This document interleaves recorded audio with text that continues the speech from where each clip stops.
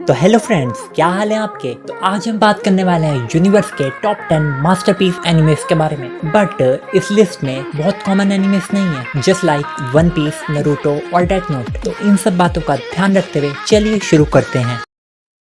तो नंबर 10 पे जो एनिमे है उसका नाम है टोक्यो गाउल। ये एक डार्क हॉरर एनिमे है। अगर आपको वायलेंट एंटरटेनर पसंद है तो ये एनिमे आपके लिए अच्छी चॉइस है। इस एनिमे में ह्यूमंस और गाउल्स की स्टोरी दिखाई गई है। गाउल्स जो कि ह्यूमंस को खाते हैं और उन्हीं के बीच में रहते हैं, बट अपनी आइडेंटिटी छुपा के रहते हैं। इस सीरीज की स्टोरी लीड कैरेक्टर को फॉलो करती है जो कि एक कॉलेज स्टूडेंट है। उस पे एक बार एक गाउल अटैक कर देती है। वो बच तो जाता है बट एक गाउल बन जाता है। अब वो अपने रियलिटी और मॉन्स्टरस पार्ट को एक्सेप्ट कर पाता है कि नहीं, ये जानने के लिए आपको देखना होगा ये एनिमे। आपको ये एनिमे नेटफ्लिक्स इंडिया पे इंग्लिश लैंग्वेज में मिल जाएगा। तो अब 9th नंबर पे जो एनिमे है उसका नाम है डेविलमैन क्राई बेबी। इस सीरीज के नाम के जैसा ही इसका मेन कैरेक्टर है जो कि एक क्राई बेबी होता है। पर एक दिन एक इंसिडेंट के कारण उसमें डेविल की शक्तियां आ जाती है, बट अब वो एक हाफ ह्यूमन और हाफ डेविल बन जाता है जो कि डेविलमैन कहलाता है। इस एनिमे का प्रो पॉइंट है इसका एनिमेशन, जो कि इसको यूनिक एनिमे बना देता है और इसको मस्ट वॉच लिस्ट में डाल देता है। और ये आपको 10 एपिसोड में सेटिस्फाई कर देगी और ये ही सीजन में कंप्लीट स्टोरी है। तो ये एनिमे को जरूर चेकआउट करें, डेविलमैन क्राई बेबी।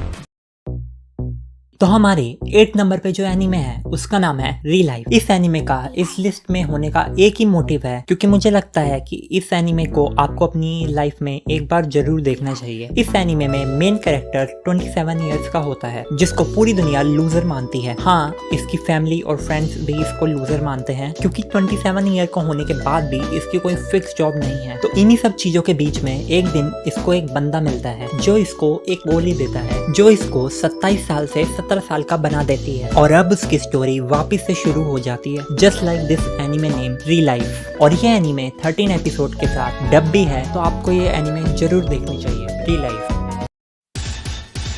तो हमारे 7th नंबर पे जो एनिमे है उसका नाम है मॉब साइको। अगर आपने वन पंच मैन देखा है तो उसके सेम क्रिएटर ने ये एनिमे भी बनाया है। इसमें एक मॉब नाम का कैरेक्टर होता है जो वैसे तो बहुत शांत रहता है, बट जब एक्शन की बारी आती है तब इसके ऊपर कोई नहीं, खत्म, फिनिश। अगर आपको भी एक्शन एनिमे पसंद है तो इसको जरूर एक बार चेकआउट करें, नेटफ्लिक्स इंडिया। तो हमारे नंबर 6 का जो एनिमे है उसका नाम है क्लासरूम ऑफ द एलीट। और जो कोई भी इसको नॉर्मल क्लासरूम एनिमे समझ रहा है वो एक बहुत बड़ी गलती कर रहा है, क्योंकि उसको नहीं पता ये क्लासरूम एनिमे का नंबर 1 मास्टरपीस है। तो इसकी स्टोरी कुछ ऐसी है। तो जापान का एक बेस्ट स्कूल है जहाँ पर स्टूडेंट्स भी बेस्ट होते हैं अपनी अपनी फील्ड्स में, लाइक स्टडी, स्पोर्ट्स या कोई सा भी स्किल। तो इसकी जो स्टोरी है वो स्कूल के इर्द गिर्द घूमती है, बट वो इसको एक खास एनिमे नहीं बनाता। वो इस स्कूल के रूल्स एंड रेगुलेशन और इसके काम करने का तरीका है जो इस एनिमे को बहुत इंटरेस्टिंग बना देता है। तो ये स्कूल 4 हिस्सों में डिवाइड हुआ है, A, B, C, D। तो सब लोग को ये लगता है कि ये चारों जो सेक्शंस हैं वो सब सेम है, बट ये इनकी एक बहुत बड़ी गलती होती है। तो इसके अंदर जो मेन कैरेक्टर्स हैं वो D सेक्शन में होते हैं और उनका एक ही मोटिव है, A सेक्शन में प्रमोट होना। तो इसको पूरा करने के लिए जो ट्विस्ट एंड टर्न्स आते हैं वो इस एनिमे को बहुत खास बना देते हैं और मस्ट वॉच एनिमे में डाल देते हैं। बट इसको देखने से पहले एक चीज़ आपको बता दूँ, never under estimate आयानो Cozi, please never under estimate him. And now just go and watch classroom of the elite. तो 5th नंबर पे जो एनिमे है उसका नाम है जुजुत्सु काइसन। सीजन 1 23 एपिसोड के साथ 2021 में रिलीज हुई जुजुत्सु काइसन। इस शो ने ना कि जुजुत्सु पावर को एक्सप्लेन किया, बट उसको रियलिटी समझने के लिए मजबूर भी कर दिया। एनिमे कर्स का थीम लेकर आपको हंसा भी सकती है और टाइम आने पर इंटेंस भी हो जाती है। इतादोरी नाम का कैरेक्टर अपने दोस्तों को बचाने के लिए एक कर्स ऑब्जेक्ट खा लेता है। अब वो ऑब्जेक्ट उसे कंट्रोल करने लगता है। इस सब के बाद वो जुजुत्सु सॉर्सरर बन जाता है। इस एनिमे का एनिमेशन टॉप लेवल का है। फर्स्ट सीजन का पेस और रन टाइम एकदम सही है। इस एनिमे को बिल्कुल मिस मत करना।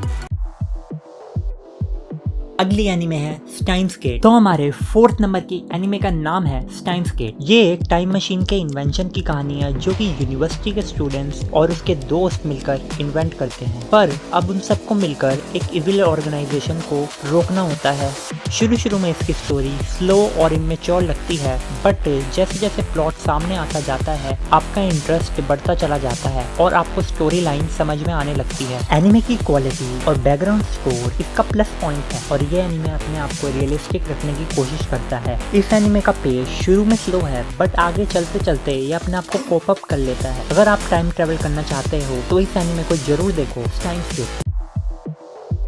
तो हमारे थर्ड नंबर का जो एनिमे है उसका नाम है डीमन स्लेयर। डीमन एनिमे में one of the best anime और इसकी स्टोरी कुछ ऐसे है। टांजिरो जो कि एक अच्छा और नेक इंसान होता है, उसकी पूरी फैमिली एक दिन डीमन का शिकार हो जाती है, सिवाय उसकी एक बहन के जो कि अब एक डीमन बन चुकी है। तो क्या टांजिरो अब अपनी बहन को नॉर्मल कर पाएगा? तो इसका जवाब आपको एनिमे में पता लगेगा। तो इससे पहले आपको कोई स्पॉइलर दे दे, देख लीजिए डीमन स्लेयर।